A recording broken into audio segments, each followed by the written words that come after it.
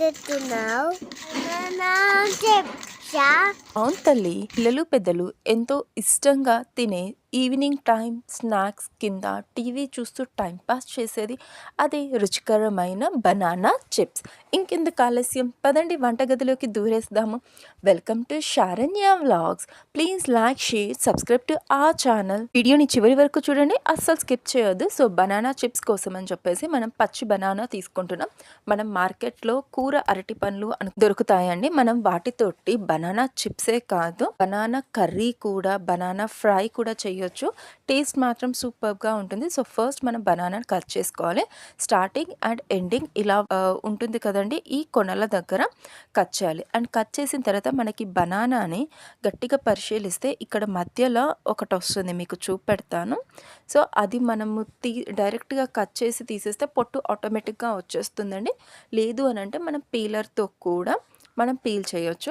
So bananas బయట ఉంటే నల్లగా ఉంటాయి కాబట్టి వాటర్లో వేసాను. అండ్ ఇంకొక చిన్న బౌల్లో వాటర్ తీసుకొని అందులో మనం కలర్ కోసము పసుపు అండ్ టేస్ట్ కోసము ఉప్పు వేసి చక్కగా కలిపేయాలండి. చూడండి ఎంత ఉప్పు వేస్తున్నామో, మనము వాటర్ తక్కువనే తీసుకోవచ్చు.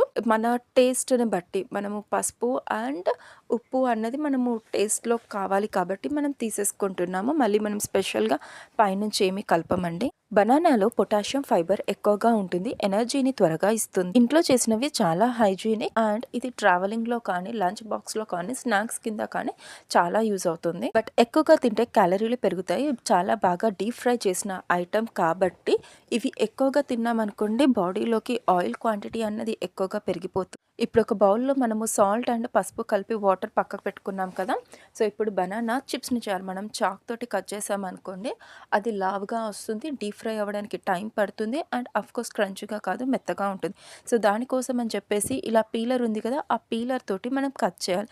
అండ్ ఒక బాండీలో డీప్ ఫ్రై కోసం మనం ఆయిల్ని హీట్ చేసాం. ఇలా ఉంది కదా, ఇలా దాని మీద మనము పీల్ చేస్తూ ఉంటే మనకు ఆ బనానా చిప్స్ అన్నవి వచ్చేస్తాయి. అవి 1 బై 1 తీసేసి మనం కడాయిలో వేయచ్చు. లేదా మన ఆ పీలర్ని డైరెక్ట్ కడాయి మీదనే పెట్టి బనానా చిప్స్ని డైరెక్ట్గా మనం స్లైసెస్ చేయొచ్చు.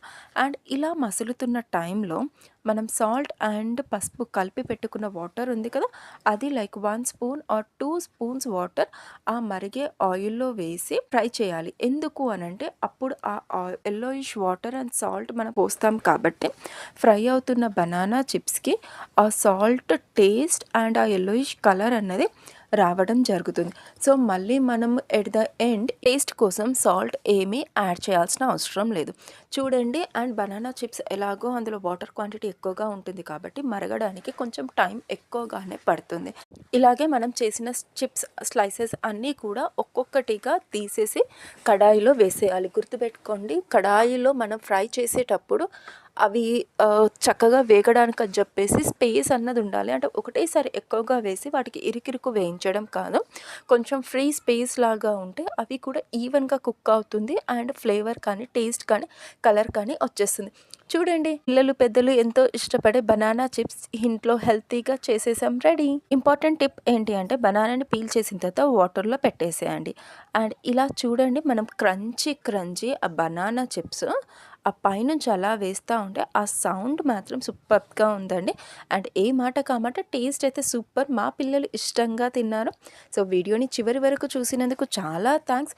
మీరిచ్చే ఒక్క లైక్, ఒక్క షేర్, ఒక్క సబ్స్క్రైబ్ బటన్ మన ఛానల్ గ్రోత్కి యూజ్ అవుతుంది. సో ప్లీజ్ అండి, అలా వెళ్తూ సబ్స్క్రైబ్ చేయండి.